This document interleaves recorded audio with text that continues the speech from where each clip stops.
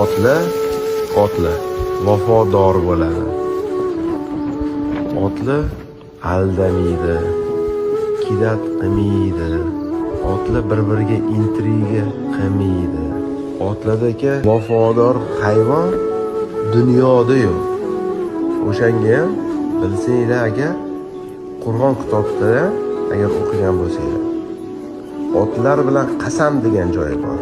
Bu bejiz aytilmaydi. Otlar bilan qasam. Otlar egasiga mana kim egasi bo'lsa, shu otni yedirsa, ichirsa, boqsa, mana shu otga rasxod qiladi-ku, yediradi, ichiradi, arpasini beradi, bedasini beradi, suvini beradi-ku, kim rasxod qiladi? Mana shu o'zini otiga, egasiga salovat etadi. Egasiga salovat etadi. Bekordan ham Qur'on kitobida otlar bilan qasam degan joyi yo'q. Otlardagi vafodor hayvon dunyoda yo'q.